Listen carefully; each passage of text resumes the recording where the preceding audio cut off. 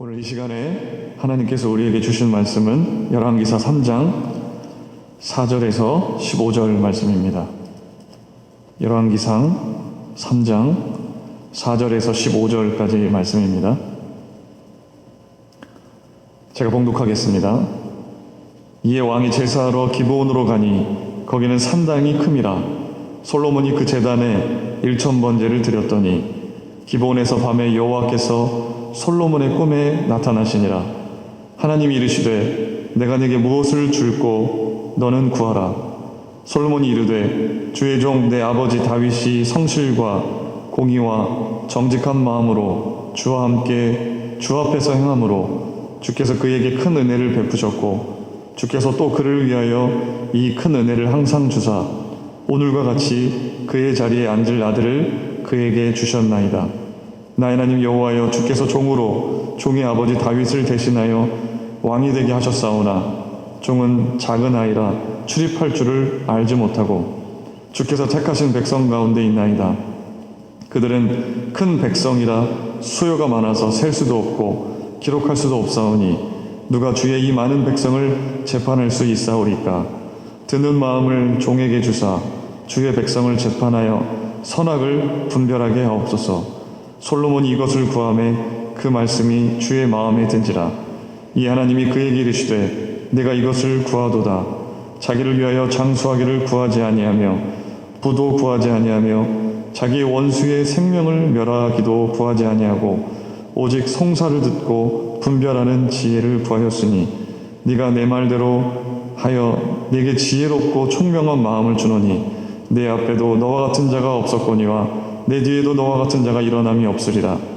내가 또 네가 구하지 아니한 부귀와 영광도 내게 주노니 내 평생의 왕들 중에 너와 같은 자가 없을 것이라. 네가 만일 내 아버지 다윗이 행함같이 내 길로 행하며 내 법도와 명령을 지키면 내가 또 네 날을 길게 하리라. 솔로몬이 깨어보니 꿈이더라.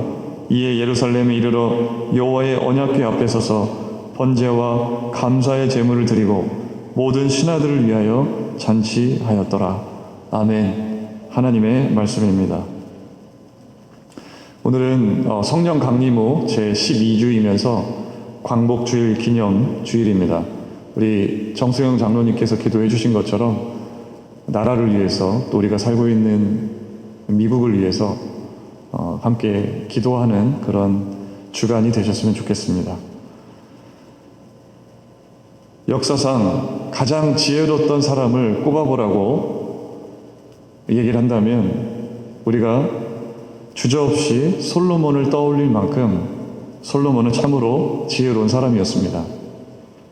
두 여자가 한 아이를 놓고 자기 아이라고 싸움을 벌일 때에 솔로몬에게 판정을 의뢰했는데 솔로몬이 아무도 생각지 못한 명판결을 내려놓음으로 인해서 그 이야기가 동서고금을 막론하고 아주 지혜로운 이야기로 회자될 만큼 솔로몬은 아주 지혜로운 사람이었습니다. 솔로몬은 그 이야기에서 어떻게 판결을 내렸습니까? 그 아이를 둘로 갈라서 각각 나눠주라고 하죠.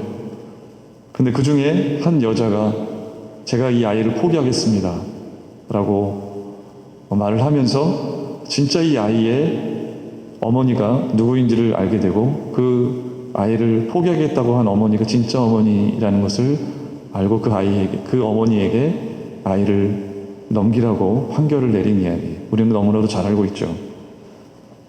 솔로몬은 성경에 기록된 우리가 잘 알고 있는 이 잠언을 포함해서 3000가지의 잠언을 썼다고 알려져 있고요.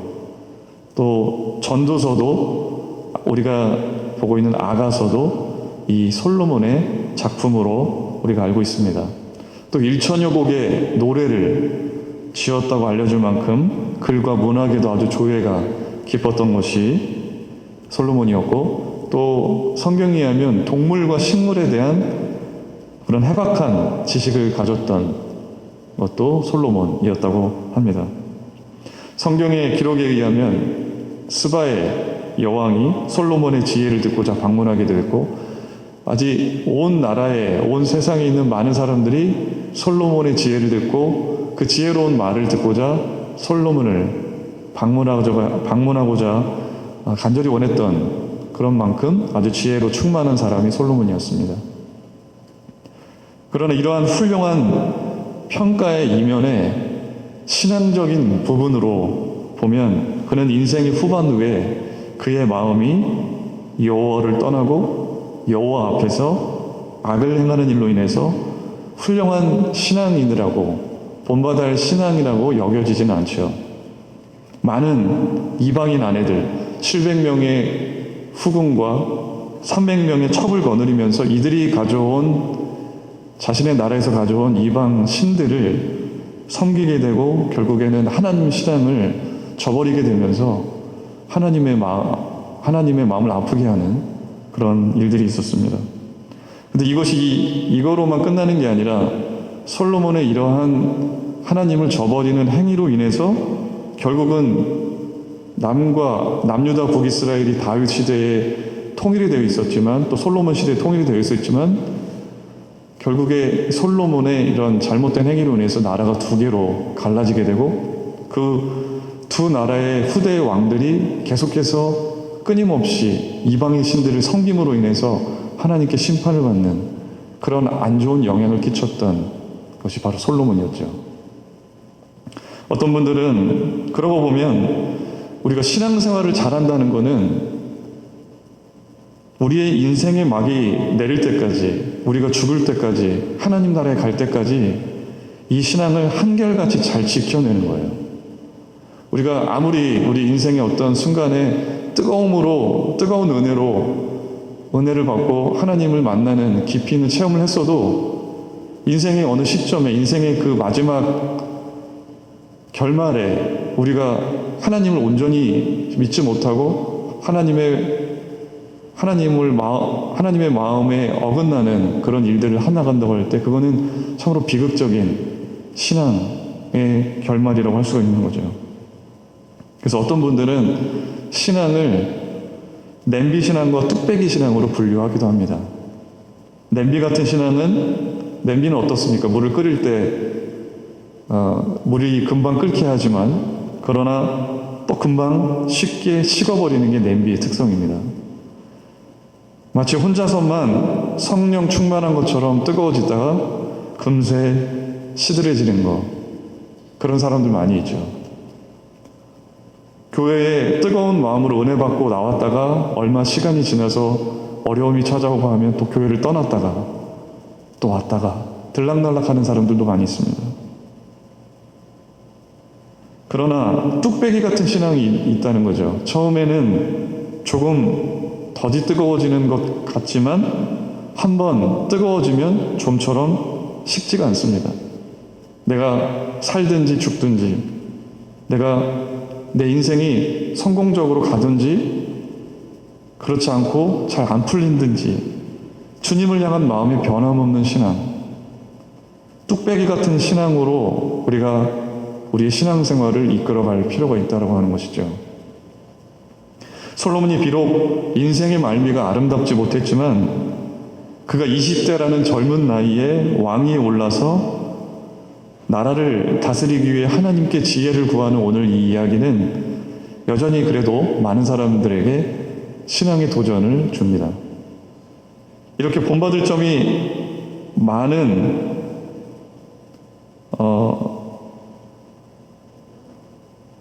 그러니까 아무리 본받을 점이 많은 사람에게도 본받지 말아야 할 점이 분명히 있고요.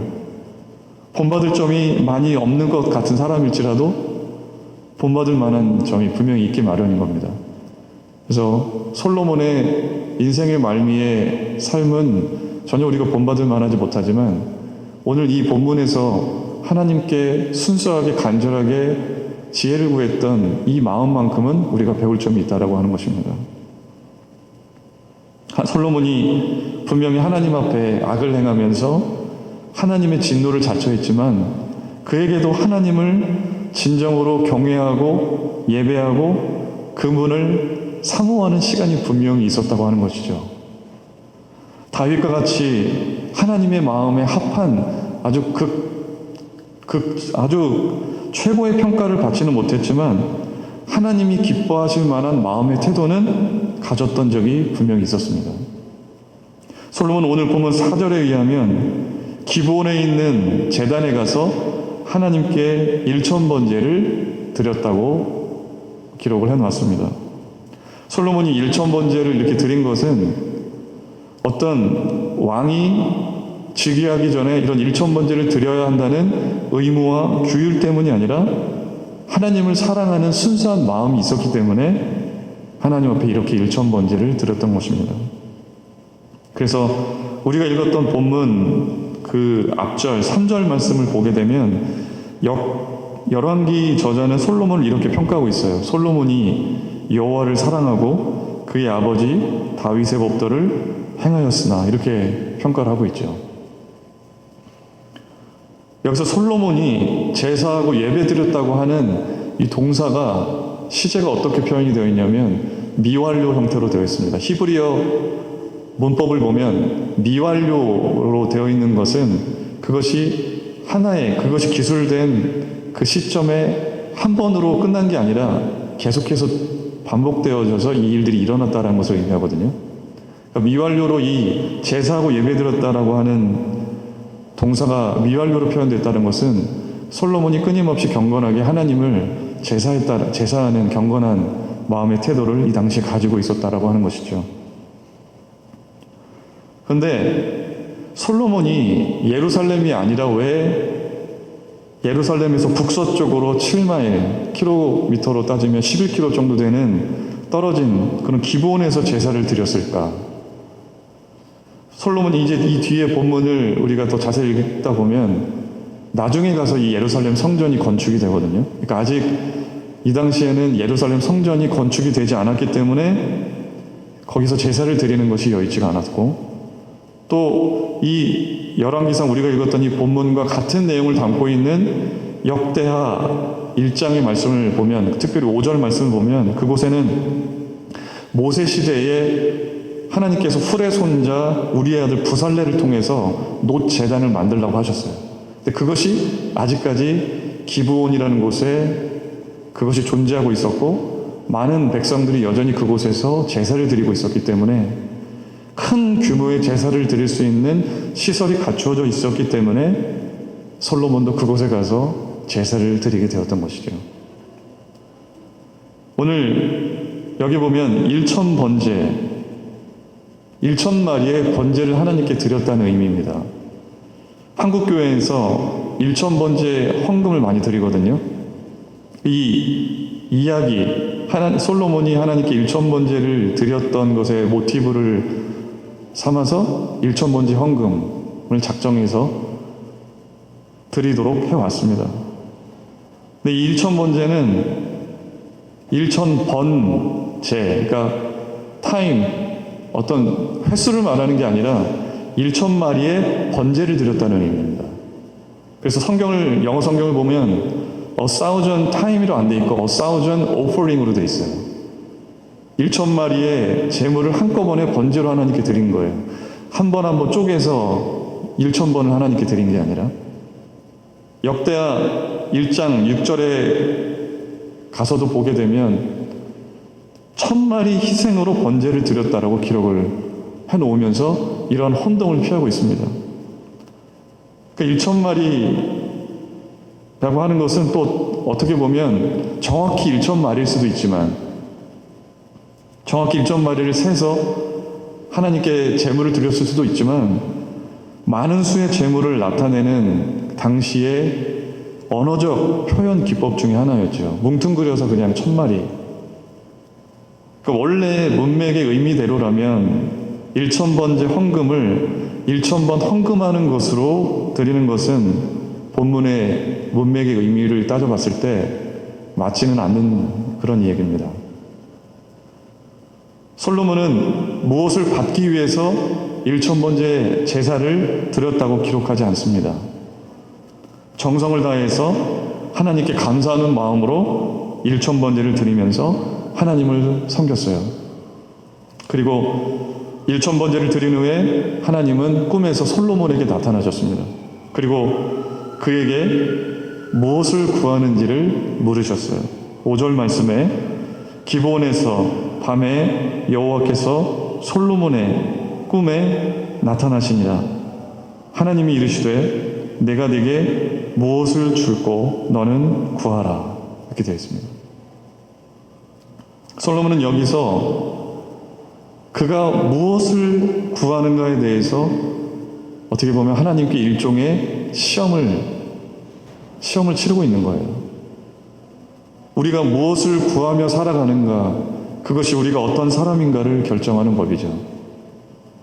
솔로몬은 6절까지부터 9절까지의 본문의 텍스트를 통해서 답을 합니다. 제가 한번 좀 길지만 다시 한번 읽어봐 드릴게요. 솔로몬이 이르되 주의 종 내 아버지 다윗이 성실과 공의와 정직한 마음으로 주와 함께 주 앞에서 행함으로 주께서 그에게 큰 은혜를 베푸셨고 주께서 또 그를 위하여 이 큰 은혜를 항상 주사 오늘과 같이 그의 자리에 앉을 아들을 그에게 주셨나이다. 나의 하나님 여호와여 주께서 종으로 종의 아버지 다윗을 대신하여 왕이 되게 하셨사오나 종은 작은 아이라 출입할 줄을 알지 못하고 주께서 택하신 백성 가운데 있나이다. 그들은 큰 백성이라 수요가 많아서 셀 수도 없고 기록할 수도 없사오니 누가 주의 이 많은 백성을 재판할 수 있사오리까. 듣는 마음을 종에게 주사 주의 백성을 재판하여 선악을 분별하게 하옵소서.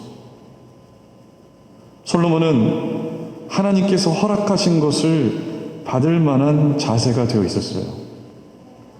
그러나 하나님 앞에서 겸손했어요. 자신이 원하는 것을 바로 하나님께 고하기 전에 자신이 이렇게 왕의 자리에 앉게 된 것은 하나님께서 자신의 아버지 다윗에게 주신 큰 은혜 때문에 그 은혜를 내가 상속받아서 이렇게 제가 이 자리에 있을 수 있었군요 라고 하는 겸손의 고백인 거죠. 아버지 다윗이 하나님께 정직함과 성실함으로 섬겼기 때문에 하나님께서 아버지에게 주신 은혜로 인해서 자신이 영광스러운 자리에 이렇게 있게 되었다라는 고백입니다. 이런 고백 뒤에는 어떤 게 또 숨겨져 있냐면 자신도 아버지 다윗과 같이 하나님을 섬기기를 원합니다. 하나님께서 아버지 다윗과 같이 아주 친밀하고 신실한 관계를 맺으신 것처럼 나도 하나님과 그런 신실한 진실된 친밀한 관계 안에 거하고 싶다는 그런 바람이 이 또 고백 안에 담겨 있는 거죠. 그리고 솔로몬은 하나님 앞에 자신을 작은 아이라고 말합니다. 솔로몬이 이제 이 본문의 이야기가 전해질 즈음에는 왕좌에 올라서 이제 젊은 나이에 20대라고 알려져 있는데 왕좌에 올라서 아주 국정의 경험이 많이 없는 그런 때였기 때문에 작은 아이라고 하는 고백은 합당한 고백이죠. 솔로몬은 하나님 앞에서 자신이 어린 아이와 같이 하나님의 전적인 보호와 인도하심 없이는 제가 하나님이 맡기신 이 왕의 직분을 감당할 수가 없습니다라고 하는 겸손함이 있었던 것입니다.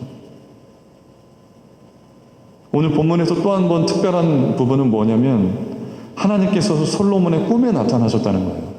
그냥 솔로몬이 깨어있을 때 나타나시든지 아니면 선지자들을 통해서 말씀을 전해주시든지 한 게 아니라 꿈에 하나님께서 나타나셨다고 하는 것입니다.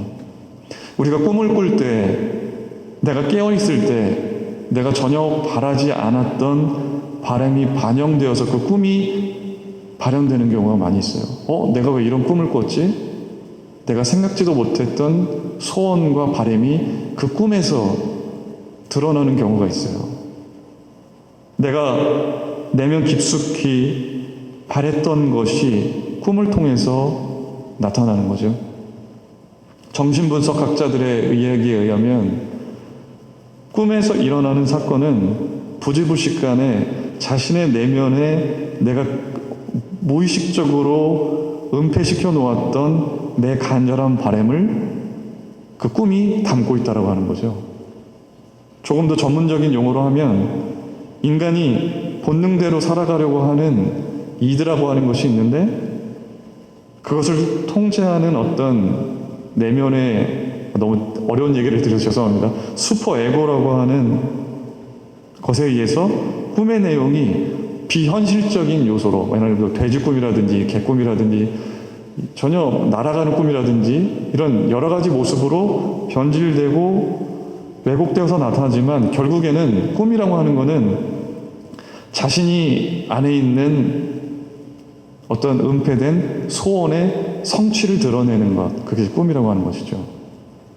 남이 알지 못하는, 때로는 자신조차도 내가 정말 원했던 것인지 알지 못하는 자신이 간절히 바랬던 바람이 꿈에 드러난다라고 하는 거예요.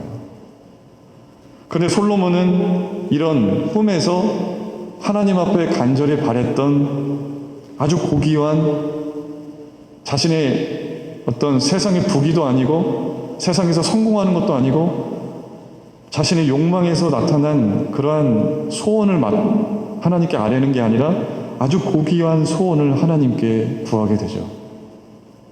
솔로몬이 꿈속에서 하나님께서 내가 네게 무엇을 줍고 너는 구하라고 했을 때 9절에서 보시는 것처럼 그는 세상에 어떤 다른 것을 구하지 않았어요. 또 여러 가지를 구할 수 있었음에도 불구하고 하나님께서 한 가지만 구하라고 말씀하지 않으셨잖아요. 여러 가지 하나님 앞에 구할 수 있었어요. 하나님, 저 지혜도 주시고요, 재물도 주시고요, 또 명성도 주시고요, 여러 개 구할 수 있었어요. 그럼에도 불구하고 그는 한 가지를 구했어요. 솔로몬은 듣는 마음을 자신에게 주셔서 백성들을 재판에서 선악을 잘 구별해서 판결할 수 있도록, 백성을, 하나님께서 맡기신 이 백성을 잘 다스릴 수 있도록 지혜를 달라고 하나님께 구한 것입니다. 영어 성경을 보면 이 듣는 마음을 understanding mind라고 기술해놨어요. 저는 이게 더 맞는 번역이라고 생각합니다. 다른 사람들을 이해하는 마음, 하나님의 마음을 이해하는 마음. 하나님은 그래서 이 듣는 마음, 이해하는 마음을 나중에 지혜로 그것을 해석하셨고, 지혜를 구하는 것을 하나님은 마음에 들어 하셨다고 하나님 말씀하셨어요. 하나님께서 무엇을 원하시냐고 물으셨을 때 솔로몬이 지혜를 구한 것은 그가 하나님 앞에 정말 진심 어리게 바랬던 그런 바람이었다고 하는 것입니다. 솔로몬의 이 소원은 자신의 사리사욕과 욕망을 떠나서 하나님께서 맡기신 이 백성들을 내가 어떻게 하면 하나님의 말씀대로 잘 다스리고 맡기신 이 왕의 직임을 잘 감당하기 위한 것이었기 때문에 하나님께서 너무나도 기뻐하시고 마음에 들어 하신 거예요. 그래서 하나님은 솔로몬에게 총명한 마음, 지혜를 주시고 또 그가 구하지 아니한 부귀와 영광도 주겠다고 하나님께서는 약속하셨어요. 근데 한 가지 빼먹지 않고 하나님께서 붙이신 말씀은 뭐냐면 14절 말씀에 이런 말씀을 하셨어요. 네가 만일 내 아버지 다윗이 행함같이 내 길로 행하며 내 법도와 명령을 지키면 내가 또 내 날을 길게 하리라. 하나님께서 너에게 총명과 부귀와 영어를 줄 건데 하나님의 말씀을 지켜 행하게 될 때에만 이 약속이 유효하다는 것은 하나님은 분명히 말씀하셨어요. 만약 하나님께서 여러분에게 오늘 이 시간에 여러분에게 찾아오셔서 너희가 정말 원하는 것이 무엇이냐? 그러면 여러분은 뭐라고 답을 하겠습니까? 우리가 표면적으로 입술로는 하나님이 마음에 들어 하실 만한 답을 내놓을 수 있지만 우리의 마음속 깊은 곳을, 우리의 깊은 곳 패버를 아시는 그 하나님께서 여러분에게 오셔서 네가 지금 정말 구하는 게 무엇인지 꺼내놓으라고 하면 여러분은 어떤 것을 하나님께 구하시겠습니까? 솔로몬은 이때만큼은 진심이었어요. 하나님께 지혜를 구하고 하나님 보시기에 마음에 들어하는 것을 구했어요. 하나님이 주신 지혜로 솔로몬은 백성들의 판결을 아주 지혜롭게 해나가게 됩니다. 그리고 하나님께서 약속해 주신 부와 영광도 누리게 되는 것을 우리는 그 뒤에 나오는 성경 기록을 통해서 발견하게 됩니다. 그런데 안타까운 것은 하나님께서 주신 이 솔로몬의 이 지혜의 끝이 어떻게 됩니까? 아까도 초반부에 말씀드렸던 것처럼 열왕기상 11장에 보면 솔로몬이 많은 이방 여인을 아내로 취하게 되면서 그들이 가져온 이방 신들을 섬기게 되면서 여호와에게서 떠나게 되는 것이 솔로몬의 마지막 그의 지혜의 끝이었습니다. 그래서 이러한 솔로몬의 행위가 나중에 왕국을 둘로 분열시키고 많은 후대 왕들에게 악영향을 끼치게 됩니다. 하나님의 주신 이 지혜로 뛰어난 명성을 얻었지만 그 신앙이 변질되어서 그 지혜가 엉뚱한 곳에 쓰이게 될 때 어떤 비극적인 일들이 일어날 수 있는가를 우리는 발견하게 됩니다. 아무리 세상에 뛰어난 지식과 학력과 학위와 직위와 지혜를 우리가 얻어도 그것이 하나님이 주신 정말 고귀한 목적과 부합되지 못하고 신앙의 방향을 잃어버리고 자신의 사리사욕과 자신의 욕망의 수단이 될 때 그것은 결코 하나님을 영광스럽게 하지 못하고 부질없는 것이 될 수밖에 없다는 거예요. 아무리 세상에서 많은 사람들에게 성공적인 직위와 명성과 부와 영광을 사람들이 칭찬을 해도 그것이 하나님의 목적에 부합되지 못하고 자신의 영광과 자신의 욕망만을 위해서 쓸 때는 아무짝에 쓸모가 없는 거예요. 사람을 살리는, 생명을 살리는 지혜가 아니라 생명을 죽이고 죽음을 가져오는, 파괴를 가져오는 지혜가 되어버리고 만다고 하는 것입니다.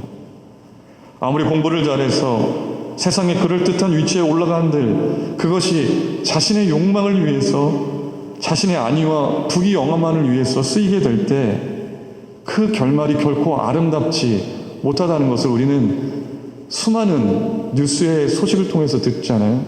연예인들이 많은 인기를 구가하더라도 자신의 욕망으로 그것을 사용하게 될 때 그들의 결말이 어떻게 되는지 우리는 많이 보게 됩니다.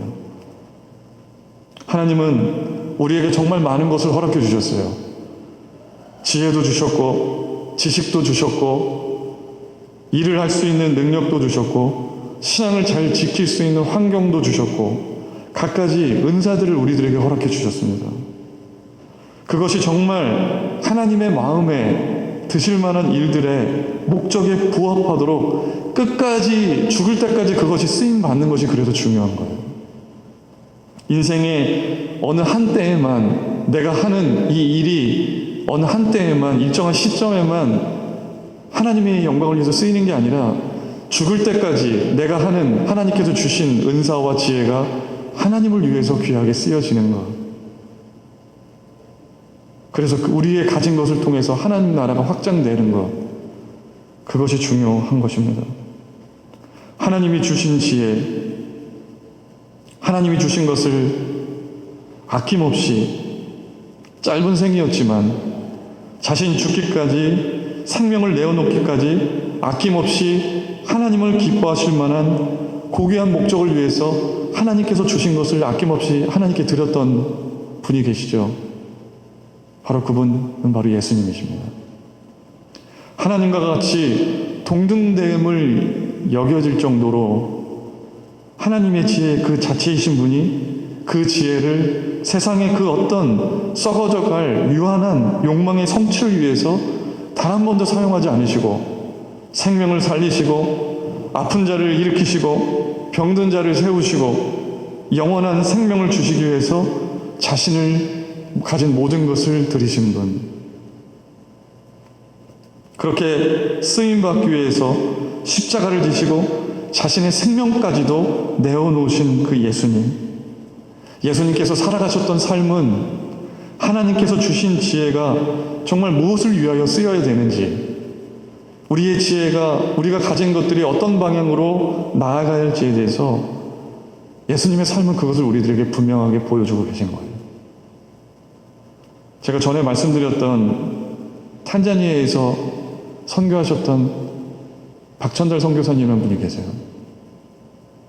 이분은 제가 여러 번 만나 뵀는데 참 겸손하세요. 독일로